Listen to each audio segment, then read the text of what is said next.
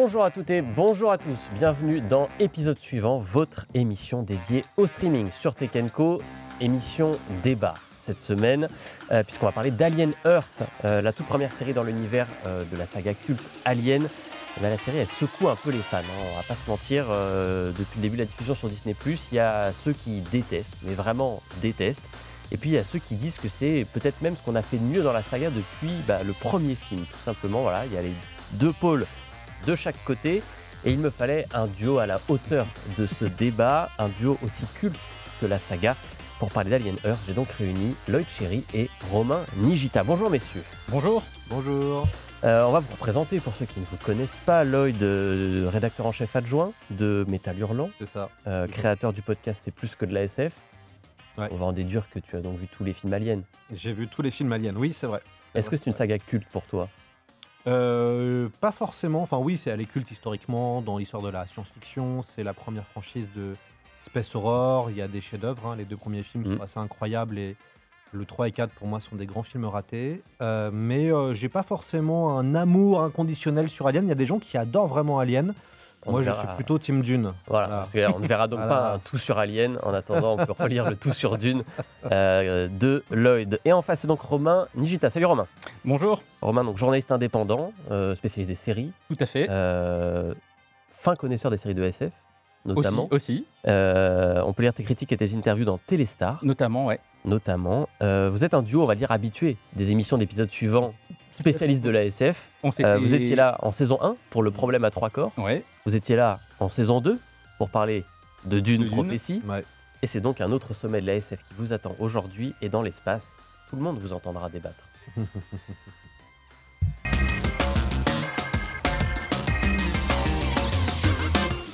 Bon, on ne va pas présenter la saga Alien, on va peut-être pas non plus faire cette injure à cette œuvre culte de la SF depuis le premier film réalisé par Ridley Scott en 1979. Depuis, il y a donc eu 6 autres films de qualité, disons, variable, voilà.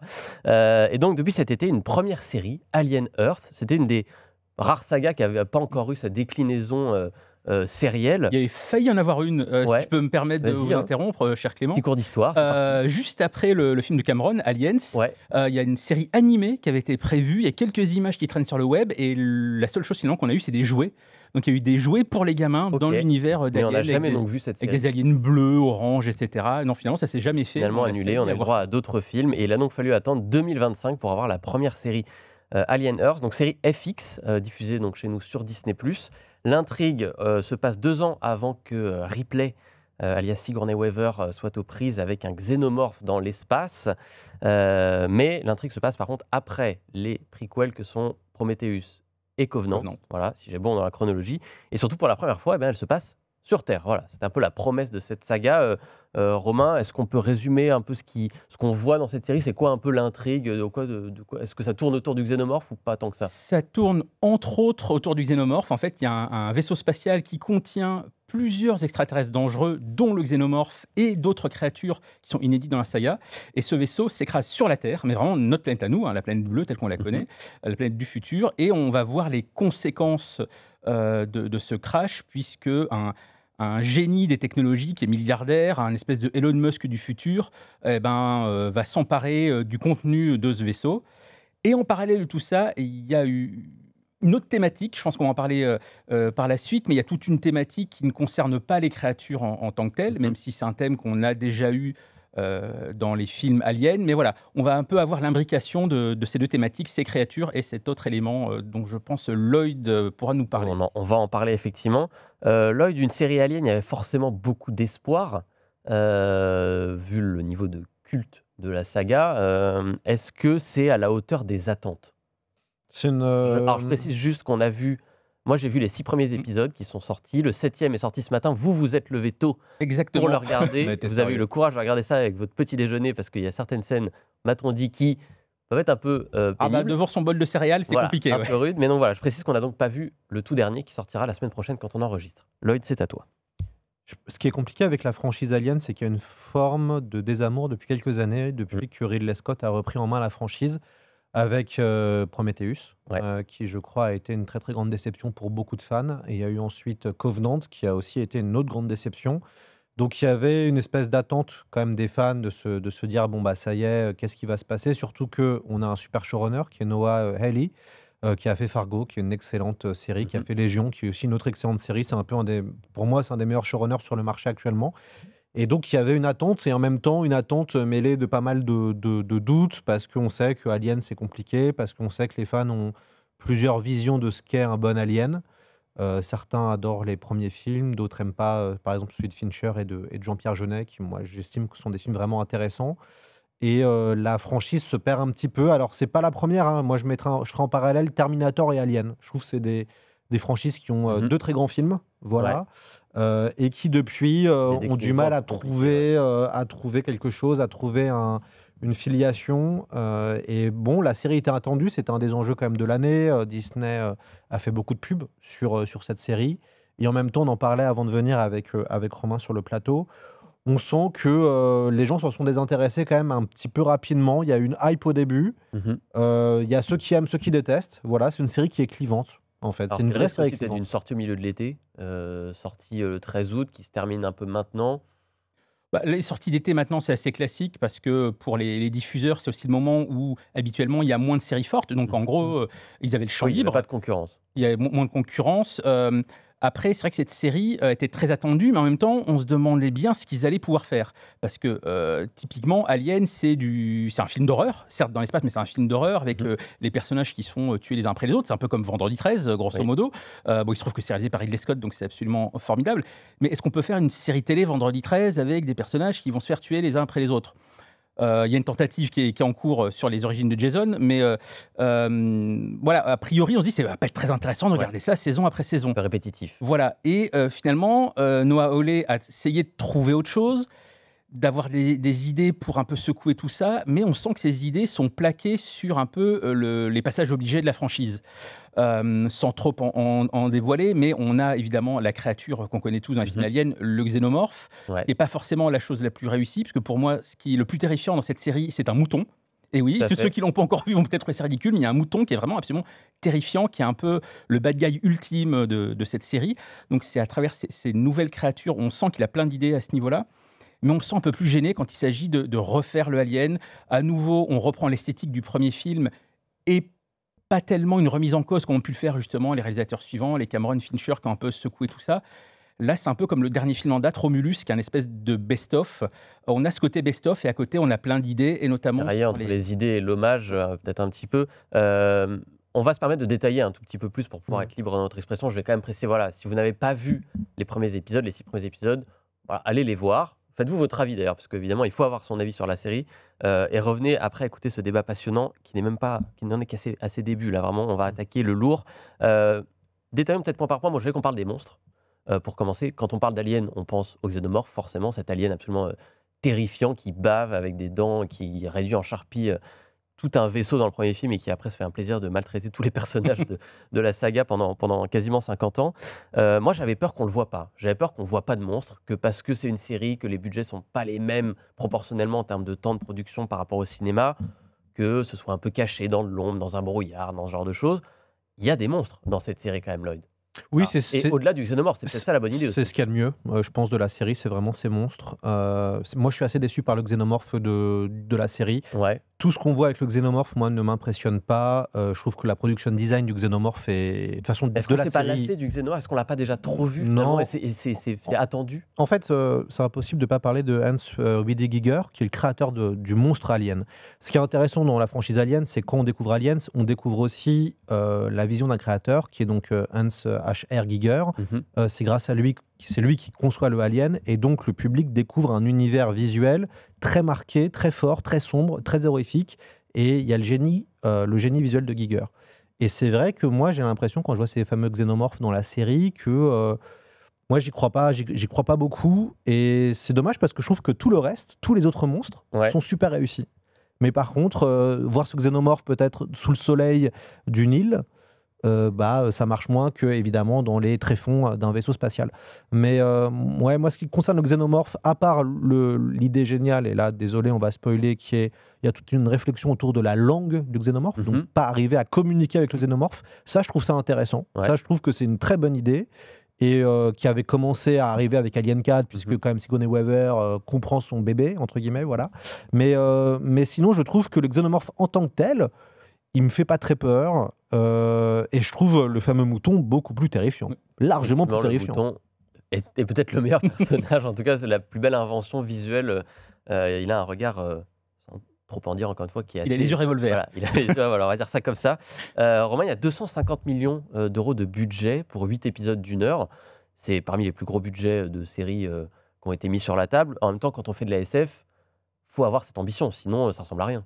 Surtout quand on fait Alien avec des créatures, on peut faire de l'ASF avec quasiment aucun effet spéciaux. La 4e dimension l'a très bien fait finalement. Mais quand on s'attend à des créatures et à des décors futuristes, oui, il faut un peu d'argent. Moi, j'ai l'impression qu'on l'a quand même, cet argent à l'écran. On a donc le fameux vaisseau qui s'est écrasé, qui grosso modo occupe les 2 premiers épisodes. On a l'épisode 5 qui est un quasi-remake du premier film. Et puis, on a le gros de l'action qui se passe dans un labo qui est sur une île. Ça s'était tourné en Thaïlande. Ouais. Où là, c'est quand même, tous les plans extérieurs sont quand même assez superbes. C'est là où je suis un peu moins d'accord avec Lloyd. Je trouve que justement, de voir le xénomorphe en plein jour, justement, c'est une vision qu'on n'a pas eue jusqu'à présent. Alors, certes, ça lui retire peut-être un peu de ce quota d'effroi qu'on attend, mais justement, on a cette relation vachement intéressante qui se noue avec l'héroïne principale, justement à travers la compréhension de la langue de ces créatures. Donc, c'est là où je trouve que la série se permet des libertés qui vont peut-être en effet choquer certains puristes, mais où je trouve qu'on a des idées intéressantes. Et puis l'autre idée intéressante, puisque tu disais qu'il fallait rentrer dans le vif du sujet, justement, je parlais de l'héroïne. Ouais. On a toute une parabole autour de Peter Pan et de la vie artificielle et du regard des enfants sur des situations cauchemardesques, puisque donc les personnages principaux sont en fait des êtres synthétiques. Ils ont des corps androïdes adultes, mais en fait, on a injecté dans ces corps artificiels des esprits d'enfants de 10, 11, 12 ans. Et on voit... Des enfants qui étaient malades, qui plus est. Étaient malades, donc c'est soi-disant pour leur permettre de les sauver, mais on se rend compte que c'est surtout une expérience scientifique pour les exploiter aussi. À grande échelle. Et on a justement ces réactions d'enfants face à des situations cauchemardesques, mais littéralement.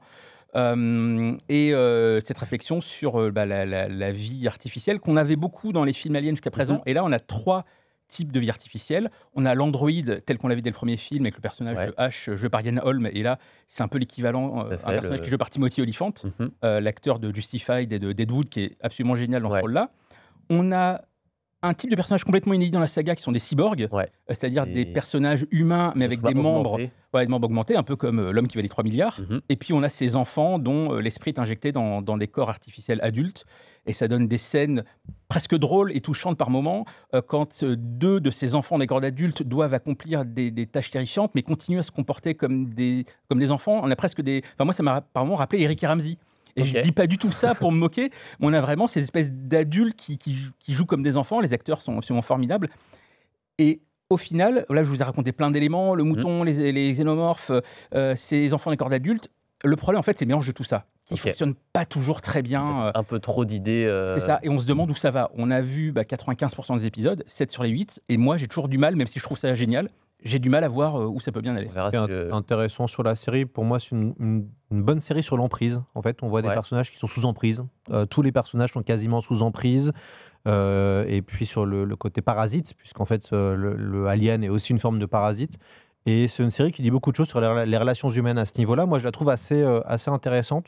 Ouais, ça t'a plu, toi, cette partie sur les hybrides, justement, la nouveauté, vraiment. C'est une assez grande série transhumaniste, puisqu'en fait, il y a vraiment cette réflexion transhumaniste donc d'humains qui vont essayer d'avoir la vie éternelle via d'autres corps. Oui, c'est vraiment le rêve de ce milliardaire, billionnaire même, puisque c'est le plus jeune billionnaire de l'histoire dans le film. À ce niveau-là, ça fonctionne vraiment pas mal, toute cette réflexion-là. Mais c'est vrai qu'on a là, en fait, on a le cul entre 2 chaises, quoi, pour le dire, comme l'a dit Romain, mais c'est que il faut du Alien, et en même temps, il faut arriver à moderniser Alien en allant dans des endroits où on n'est jamais allé. Donc, la planète Terre, on sait un peu plus comment ça se passe d'un point de vue géopolitique sur cette planète. On a plein d'informations qui sont quand même sympas parce qu'on ne sait pas grand-chose du monde et du lore d'Alien. Donc là, on a beaucoup d'infos.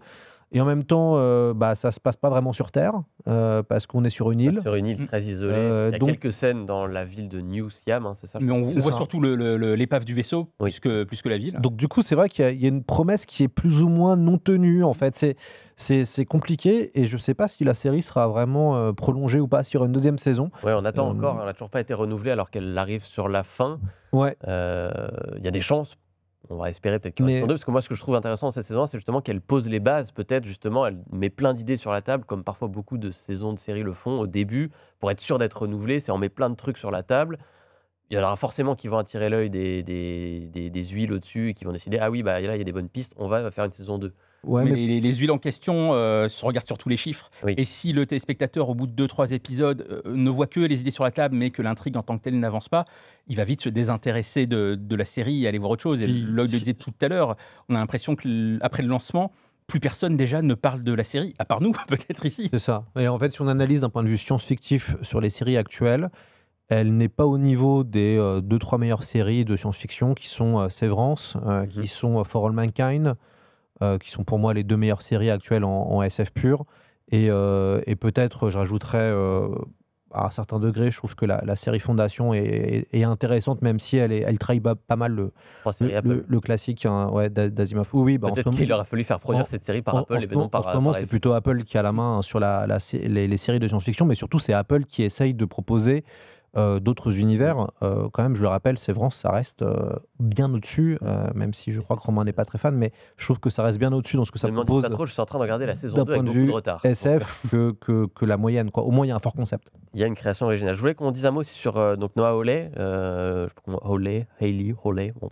le créateur. C'est vraiment un showrunner, au sens propre du terme. C'est pas toutes les séries ont forcément ce genre de gabarit. C'est quelqu'un, on l'a dit, qui a un gros CV. Il a créé la série Fargo, adaptée du film des frères Cohen, plusieurs saisons largement saluées par la critique, des prix, le public aussi, qui a été au rendez-vous sur les premières saisons. Il a ensuite créé Legion, série dans l'univers X-Men, mais vraiment un pas de côté assez décalé. Est-ce qu'on voit sa patte? Est-ce que c'est une série de showrunner? On voit sa patte, mais de manière anecdotique, j'ai envie de dire. On la voit très fortement sur les choix musicaux. Oui, alors qu'ils sont très marqués. Voilà, chaque générique de fin, c'est une chanson de heavy metal. Ouais. On a eu notamment du Metallica. C'est presque dommage. Alors, moi, j'aime beaucoup sa direction musicale et j'ai trouvé ça presque dommage qu'elle ne s'insère pas dans la série.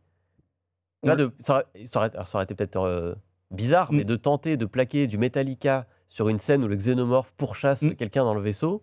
C'est vrai qu'il aurait pu aller encore plus loin. Après, sur la BO en tant que telle, il a fait appel à son compositeur fétiche, qui est Jeff Russo, qui lui-même est un ancien rocker. On sent aussi un peu la patte de Jeff Russo, qui a l'habitude de bosser sur les grosses franchises, parce que c'est lui qui fait les musiques des séries Star Trek récentes. On a un tout petit peu la patte de Noah Hawley dans la manière dont les personnages ont des souvenirs sur des espèces de fondus enchaînés, mais sans avoir d'effets chocs ou d'effets sonores chocs, comme le font beaucoup d'autres metteurs en scène. Après, c'est vrai qu'on est moins dans un gros délire comme l'était Légion. Légion, qui était certes une série Marvel, mais qui se passait en partie dans un hôpital psychiatrique, avec des chansons de Serge Gainsbourg, avec des scènes où tout le monde se met à danser d'un seul coup.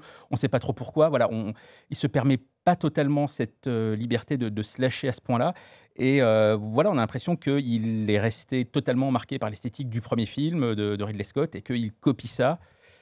C'est un peu dommage. C'est là où, en tant que passionné de série, on est un petit peu déçu. C'est vraiment... Certains attendaient la série Alien, certains attendaient la nouvelle série de Noah Hawley. Moi, j'attendais plus la nouvelle série de Noah Hawley. Et c'est là où ça pêche un peu. Tu n'as pas ce que tu attendais. Peut-être qu'il manque de la réal aussi. Peut-être c'est un showrunner qui a des grandes idées, etc. Mais peut-être qu'il manque ce côté un peu waouh qui aura pu apporter un grand réal. Parce que du coup, il s'est entouré d'une équipe de réalisateurs spécialistes de la télévision, de séries qui sont... Et c'est lui d'ailleurs qui réalise les premiers épisodes. Les un ou deux premiers. En tout cas, il n'y a pas vraiment de scène iconique. Ce qu'on peut dire sur les 7 épisodes qu'on a vus, je me dis pas, cette séquence-là, elle est iconique. Alors, c'est des choses que je voyais moi plus dans Fargo, qui est vraiment incroyable. Moi, je recommande vraiment aux spectateurs de regarder Fargo. Toute la série Fargo, elle est vraiment géniale. Et on retrouve des thématiques quand même qui sont propres à Noah Hawley. On retrouve la thématique de la loyauté, la thématique de l'emprise. J'en ai parlé tout à l'heure, avec des personnages très clivants. C'est aussi la force de Fargo. Alors, c'est aussi dans l'univers des frères Cohen, donc c'est plus facile, mais on a aussi des personnages clivants dans Alien Earth. Et le problème de Noah Hawley, en fait, le problème de la réalisation, c'est que pour l'instant, j'ai l'impression, je trouve que c'est plutôt HBO qui s'en sort le mieux, hein, d'avoir des bons réalisateurs d'épisodes de séries télé. Là, on sent que la réal, ça pêche un peu, quoi. C'est pas que ça pêche, c'est que c'est bien fait, c'est un beau produit, c'est beau, il y a l'argent, on le voit, mais il n'y a pas forcément d'âme. Et c'est ça un peu le problème, on vibre pas, et c'est pas une question en plus de budget, parce que souvent on aime bien dire, hein, actuellement il y a eu autant d'argent, le Seigneur des Anneaux, ils ont dépensé une fortune, la série s'est fait démonter par tout le monde, alors que je sais pas s'il y avait autant d'argent que pour la série de films, mais on voit vraiment une espèce de décalage quand même. Donc la problématique n'est pas forcément l'argent. On voit plus dans cette série le budget qu'on ne le voit dans la série de Seigneur des Anneaux. Mais il n'y a pas des... Il est en tout cas mieux employé. Mais il y a, en fait, la problématique de ces deux séries, c'est l'émotion. Ouais. Je pense que...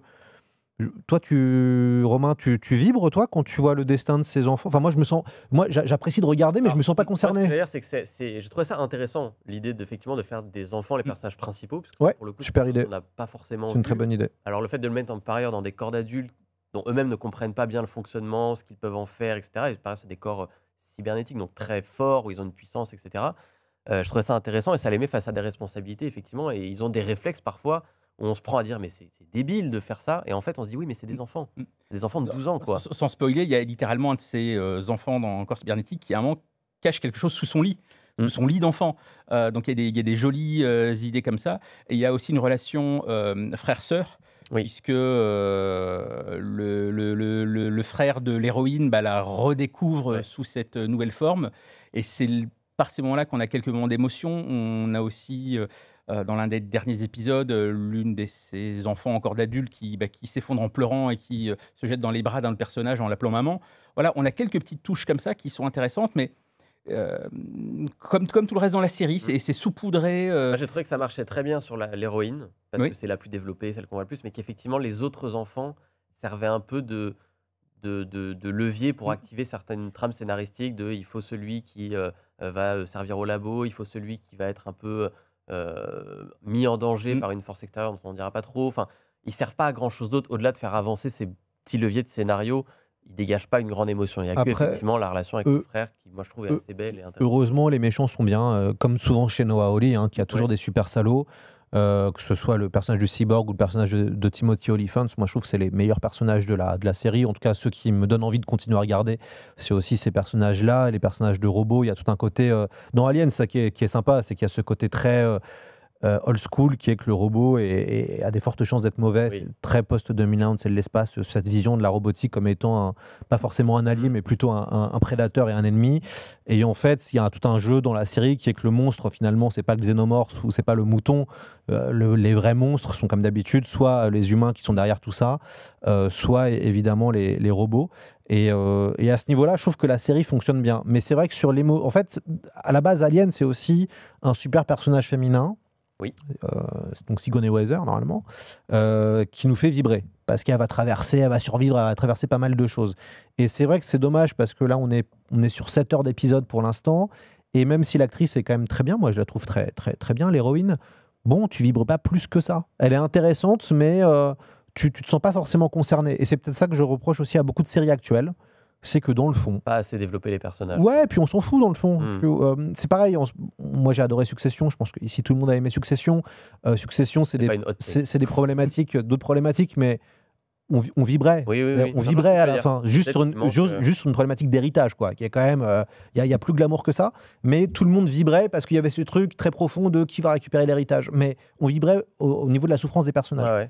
Là, on est un peu à côté, et c'est un problème mais global de pas mal de séries. En un mot, pour terminer ce débat, dans quel camp vous vous rangez entre ceux qui détestent et ceux qui disent que c'est ce qu'on a fait de mieux depuis 40 ans? Faut pas déconner non plus. Non, mais, ceux qui disent qu'on n'a pas... ça veut dire qu'en fait, que déjà, le Aliens de Cameron est quand même un très grand film. Ça veut dire que la série est moins bonne que Aliens de Cameron. Non, moi je trouve que c'est une proposition intéressante. Moi, je dis pas qu'il faut tu la mets au-dessus des prequels quand même, par exemple?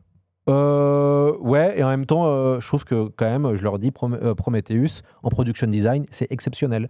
Mais c'est mieux en termes de scénario, c'est mieux, c'est moins frustrant que Prometheus et Covenant.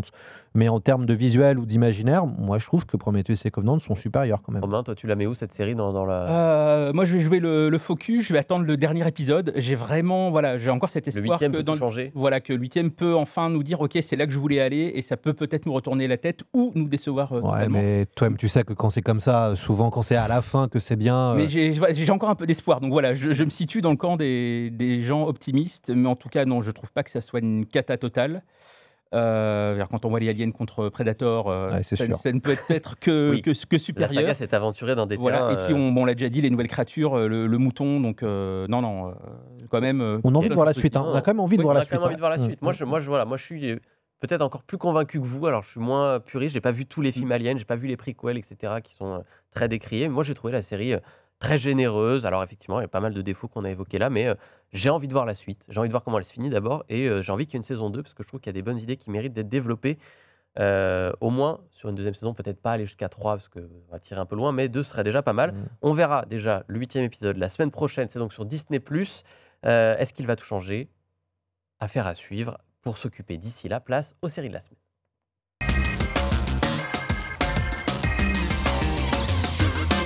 On termine donc avec les coups de cœur des invités. On va commencer avec le tien, Lloyd. On va passer de la SF au steampunk. Oh, c'est toujours de la Deux SF. genres qui se côtoient très régulièrement. C'est un animé qui t'a bien plu sur Netflix, qui s'appelle Léviathan. Ouais, c'est ça. C'est une série animée, première saison de Léviathan. Donc c'est du steampunk. Mhm. Donc le steampunk, pour ceux qui ne savent pas ce que c'est un mélange entre la machine à vapeur, l'univers un peu Jules Verne, H.G. Wells, avec de la ferraille, avec des fois un peu de magie, mais surtout, on va dire, des effets technologiques et des vaisseaux spatiaux, enfin des vaisseaux pas spatiaux, mais des vaisseaux, des mechas.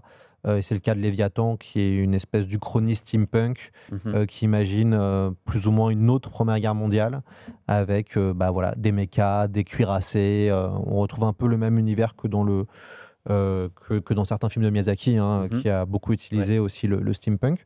Moi, je trouve ça très chouette. Voilà, moi qui me plains toujours qu'il n'y ait pas assez de nouvelles séries, de nouvelles franchises, de nouvelles propositions. J'ai trouvé Léviathan vraiment chouette. C'est assez classique en termes de scénario. On va suivre ce qu'on aime les jeux vidéo, c'est finalement assez classique. On va suivre 2 personnages, un en Angleterre et un en Autriche-Hongrie, entre guillemets, qui vont se rencontrer via des aventures et le champ de bataille. Mais moi, je trouve que c'est une vraie proposition sympathique. Ok. Et il y a une hype autour du steampunk qui est en train de revenir. Donc voilà, j'accompagne Pas cette pour nous hype. déplaire. Ça s'appelle donc Léviathan, pour ceux qui veulent aller la voir. Il y a 10 épisodes dispo sur Netflix. Et on va terminer tout autre registre. Complètement différent. Un peu de douceur, j'ai envie de dire, même si Euh, c'est verbal, on va dire. La violence peut être ouais, il y verbale. a quand même de la différent violence dans ton psychologique. choix, voilà, exactement, psychologique. Puisque tu nous recommandes, toi, Miss Austen. Miss Austen, tout à fait. On va dire à l'anglaise, série britannique. Tout à fait, une mini-série en 4 épisodes, disponible sur arte.tv. Ça va aussi La passer, plateforme d'Arte, tout à fait. passer à l'antenne. Et alors, c'est d'après un roman qui a essayé d'élucider un mystère autour de la célèbre romancière Jane Austen, Mhm. qui est morte très jeune, mais qui a laissé derrière elle une correspondance, beaucoup de lettres. Et souvent, chez les grands auteurs de cette époque-là, ça permettait de comprendre leur psychologie. Sauf que sur les à peu près 3000 lettres qu'elle aurait écrites, on n'en a retrouvé que 300. Ok. Et cette série propose une explication autour de la grande sœur de Jane Austen, sur la raison pour laquelle toute cette correspondance a disparu. Et ça permet surtout d'expliquer quelle était la place des femmes dans la société anglaise de l'époque. Donc on découvre les relations entre les 2 sœurs, avec leurs familles respectives, le fait que toutes les 2 ont comme point commun de ne pas s'être mariées, contrairement à leurs sœurs, leurs cousines, etc. Donc quelles sont les conséquences de ça dans la société anglaise. Et surtout, dans cette série, on retrouve une actrice britannique que moi j'aime beaucoup, qui s'appelle Kelly Howes, qu'on a vu notamment dans Ashes to Ashes, qui était le spin-off de Life on Mars, et qu'on a revu plus récemment dans Bodyguard, pas du tout le film avec Whitney Houston, mais une mini-série thriller britannique où elle jouait la première ministre. Au casting également Rose Leslie, qu'on a vu dans Game of Thrones. Il y a Alfred Enoch, qu'on a vu dans les films Harry Potter et dans la série How to Get Away with Murders. Donc c'est vraiment la télé britannique comme on l'aime, des acteurs formidables, une écriture absolument dingue, des dialogues superbes. Et ça permet de redécouvrir l'œuvre de Jane Austen sous un prisme totalement différent.